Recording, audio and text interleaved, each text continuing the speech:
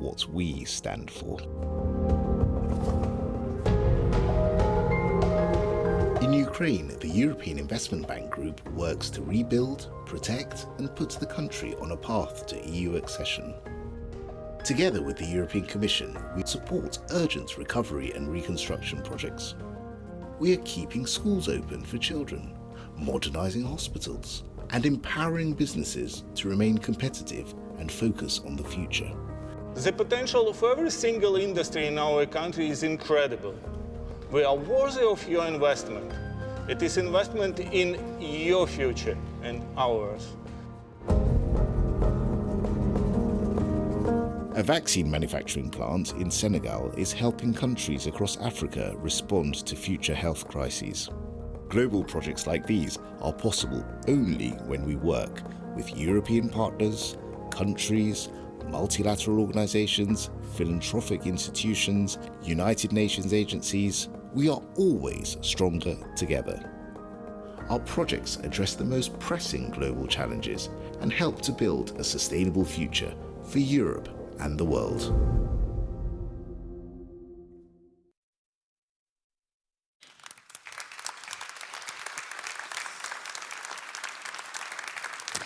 And now it's a pleasure to invite back to the stage President Calviño.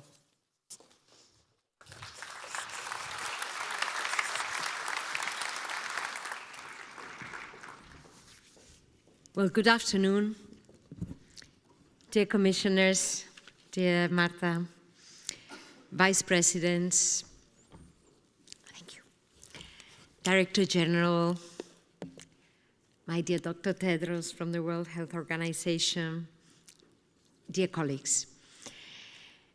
It's really good to be here among so many partners and friends from the World Bank, from the European Bank for Reconstruction and Development, the Islamic Development Bank, international financial institutions, the Commission, national development agencies and banks, such as the Agence Française de Développement, from the World Health Organization and Gavi, the Vaccine Alliance, from the private sector, foundations, academia, as well as allies from across the globe, from Ukraine to Africa.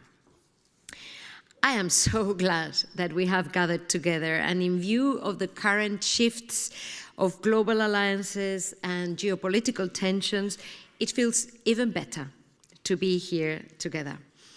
In fact, the history of this privileged part of the world, the European Union, and of this institution, the European Investment Bank Group, proves that prosperity is built upon strategic partnerships. We were founded when the enemies, former enemies of this continent decided to put aside their differences, to join forces, pool resources, and address common challenges in a spirit of unity, determination, and solidarity. Foes became partners, walls turned to bridges. Actually, many of those bridges were funded by the European Investment Bank. And we invested together to develop our infrastructures, to integrate our markets, offer universal access to healthcare and education in every corner of this union. We saw how we prosper when our neighbors prosper. We saw that win-win outcomes are better, that with a cooperative approach, 2 + 2 is more than 4. Europe's commitment to partnerships is therefore not a naive romanticism, but an investment in the dividends of peace, the same dividends that are also paying off in our global relations. Because global growth, economic development, and deeper commercial ties opened markets for our goods and services. Europe became a trade powerhouse by striking more free trade agreements than any other major economy. And these deals are giving access to European companies, but also to the companies from the rest of the world, to the incredible internal market that is the EU. And that is why we continue to expand those trade agreements. This world order, based on cooperation and rules, benefited everyone, including Europe, but I would say even more so, the United States. The European Investment Bank Group invests around 10% of its actual annual operations in building strategic partnerships outside the EU. Last year, this translated into a record of 128 projects with almost 8 billion euros in new financing, very often complemented, depending on the guarantees from the European budget, which are absolutely indispensable for the EIB to take risk and to preserve its very strong AAA rating. We also have partnered with European and multilateral development banks, and thanks to these synergies, to the Team Europe approach, we maximize our impact and complementarity, crowding in private investment and bringing opportunities for sustainable growth and win-win solutions across the globe, like the ones that have been showed in this wonderful video. And this commitment, I think, to win-win solutions is going to be more important than ever in the years ahead, as the challenges are increasingly global in nature. Just to give one example, we all remember very well, we now know with absolute certainty that pandemics and diseases, they cross oceans. And that is why the European Investment Bank Group will continue to be a steadfast supporter of multilateral institutions and global partners like the World Health Organization, or Gavi, because we need their expertise, their capabilities, and their dedication even more than ever before. And together, we are supporting the eradication of diseases such as polio by investing into global vaccine campaigns. And today, we're also signing here, actually in Luxembourg, an agreement with the World Health Organization that will boost Lebanon's epidemic preparedness and improve access to essential pharmaceuticals for both Lebanese citizens and refugees. In the same vein, climate change and its impacts do not stop as we have the passport controls or physical borders. So the only way to meet our global goals of securing a livable planet for our own children here in Europe is actually to support green investment in every corner of the globe. And from the energy efficiency investments that we're supporting in Chile or Egypt, the clean transport investments that we make in India.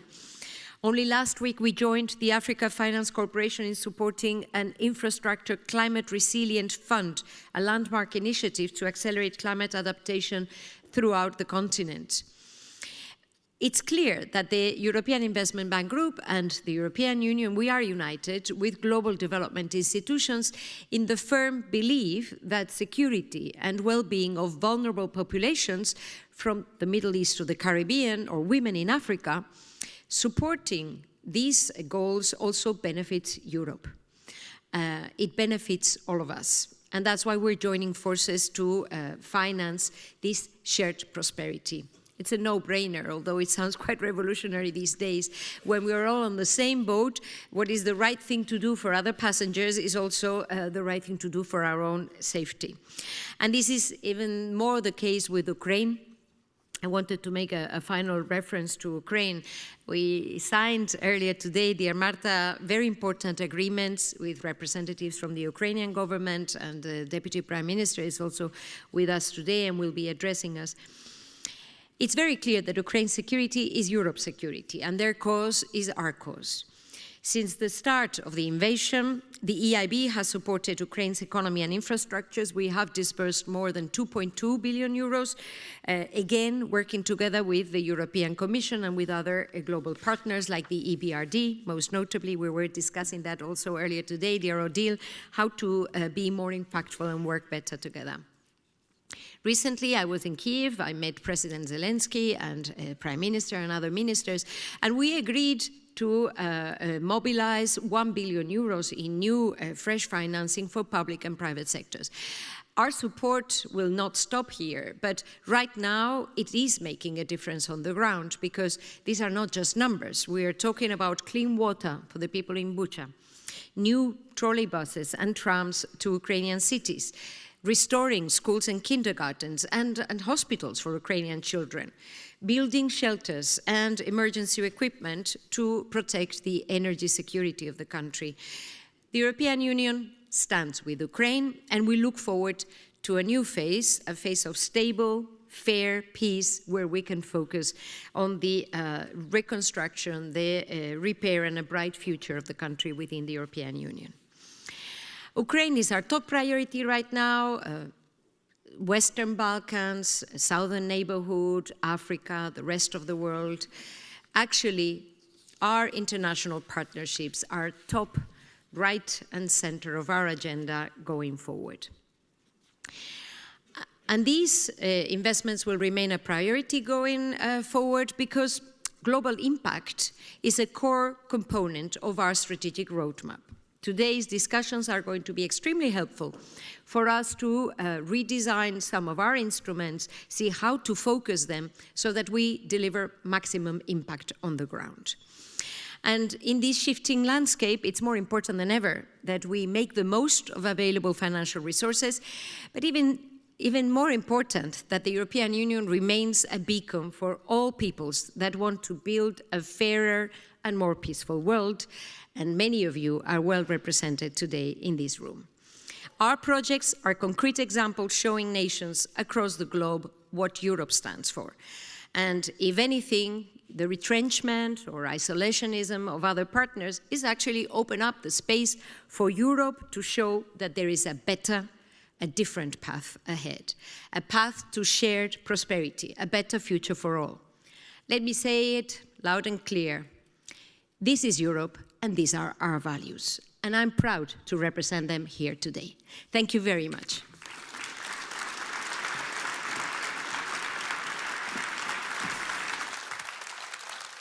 Thank you so much, President Calviño. And now it's a great honor to welcome to the stage Dr. Tedros Ghebreyesus, who is the Director General of the World Health Organization.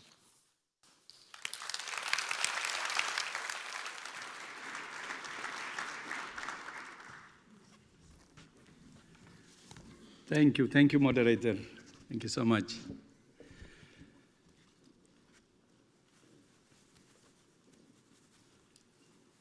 The lights are so heavy.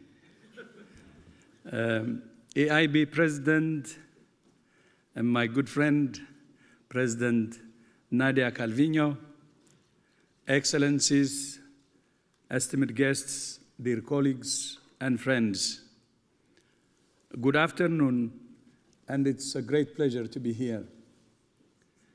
And my thanks to President Calviño for your invitation and for your strong partnership and leadership.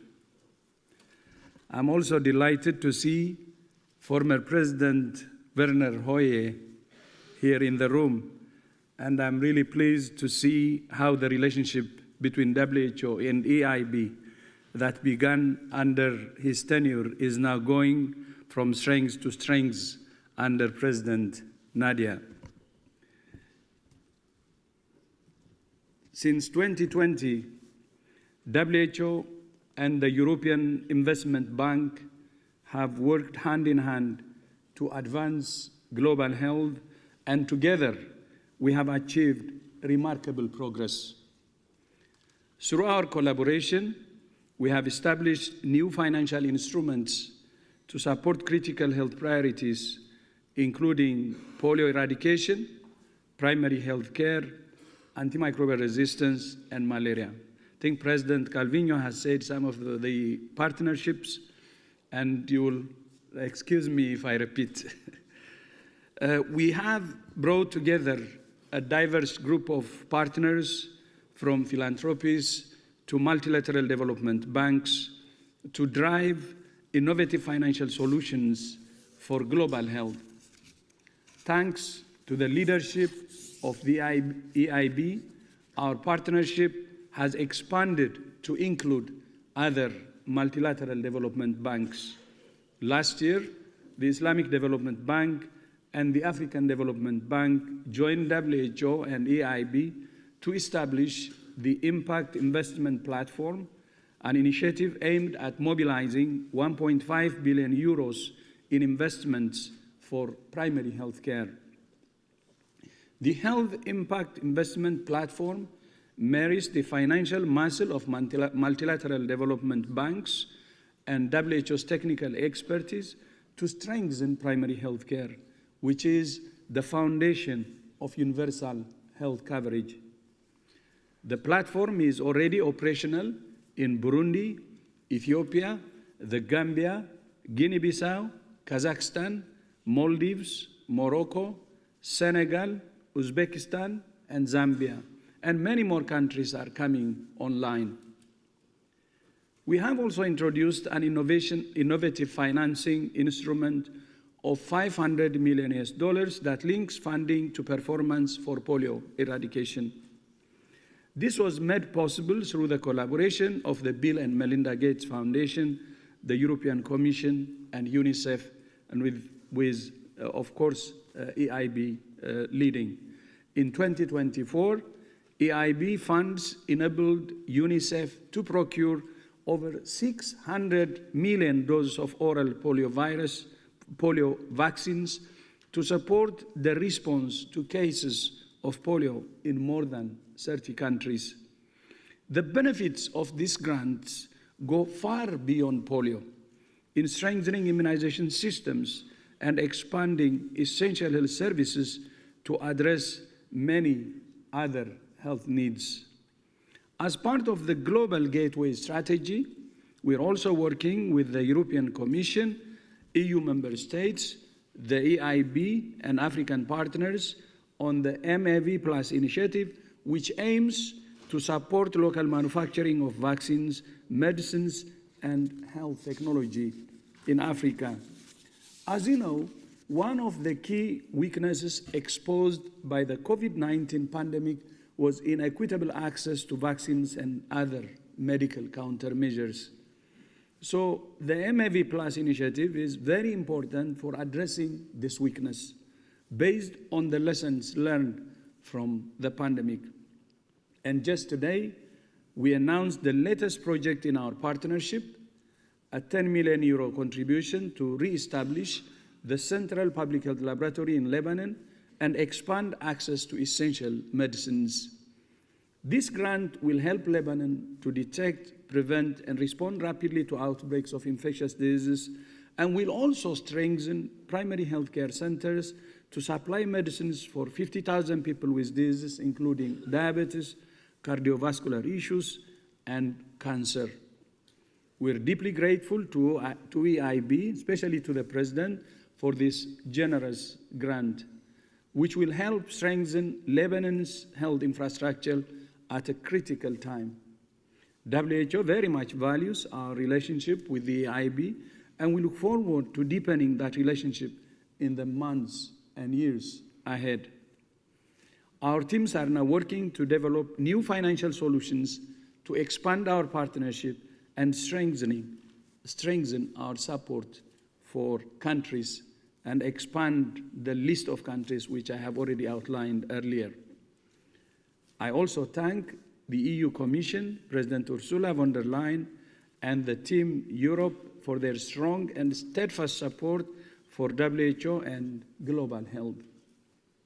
We very much hope that health will remain a high priority in the Global Gateway Strategy and in the next multi-annual financial framework of the European Union, because investments in health are investments in competitiveness, innovation, and economic growth, as the theme of this forum indicates.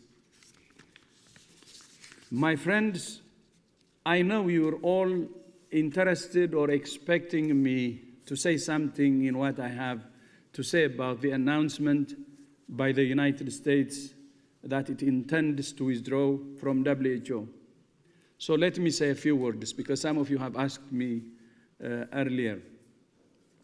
We believe this decision is a lose-lose-lose. It's bad for WHO, but it's also bad for the United States, and it's bad for the world. Among the reasons given in the executive order for the US withdrawal are that WHO has failed to institute urgently needed reforms, and that the US contributes disproportionately more than China to WHO. In fact, over the past 7 years, we have implemented the deepest set of reforms in WHO's history to make us more effective, efficient, and impact-driven. Of course, change is a constant, and we have to continuously improve, and we would be happy to accept more changes, and we should. And one of the main areas of reform in the past 7 years has been financing of the organization. When we began our transformation, we identified, this is 7 years ago, our over-reliance on a handful of traditional donors as a major risk. And we have made several steps to broaden our donor base and mitigate that risk. We established the WHO Foundation to access new sources of funding, including the private sector. Last year, we conducted the WHO investment round, which helped to mobilize resources that we need to implement our global strategy over the next 4 years. And most significantly, our member states agreed to progressively increase assessed contributions to 50% of our base budget, which will make our funding more predictable, flexible, and sustainable. Together, these changes will transform WHO's financial stability over the long term and reduce the burden on traditional donors. So if this is what the US wants, that's also what WHO wants, broader donor base to have sustainable financing. So this cannot be a good reason to leave WHO.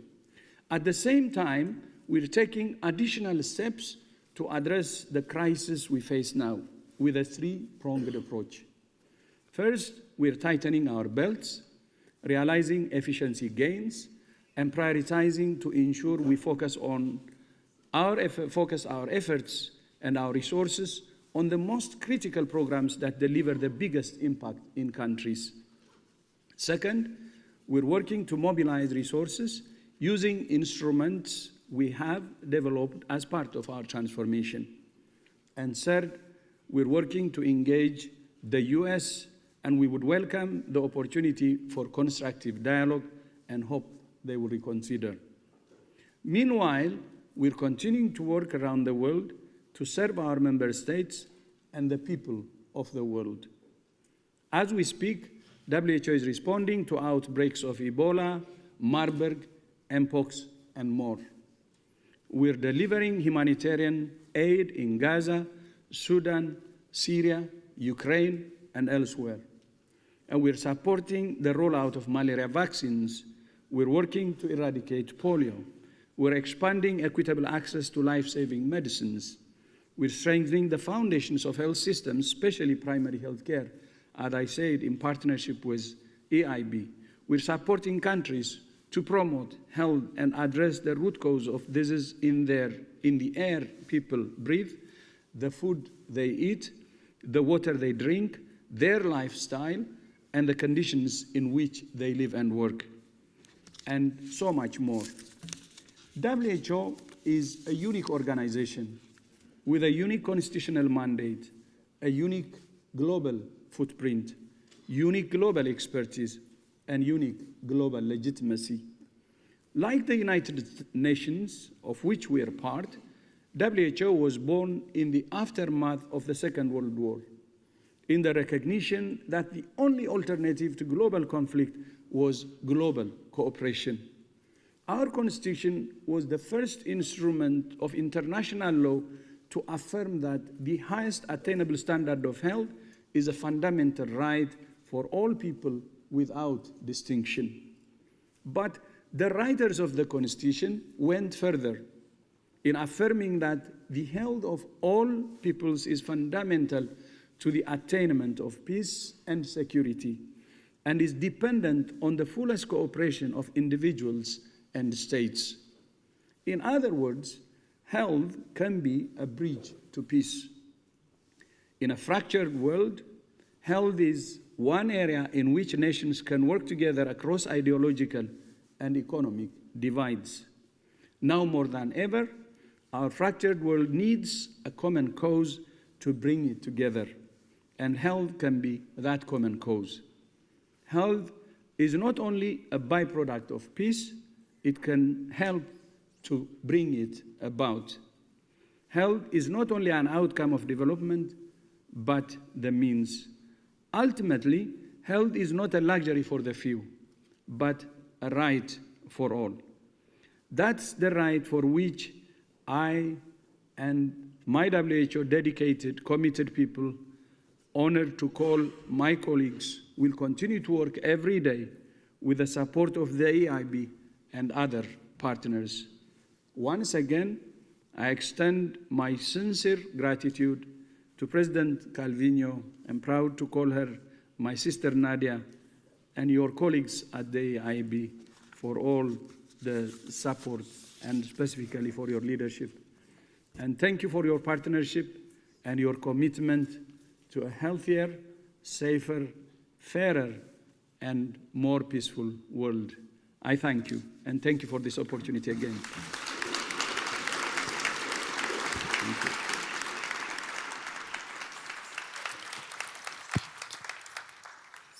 Thank you so much to Tedros there for that wonderful and extremely important speech. I'm sure there'll be lots of comments on that later through the media. And to our next speech, which is also pivotal, it's a great honor to invite to the stage Madam Yulia Sviridenko, the first Vice Prime Minister and Minister of Economy for Ukraine.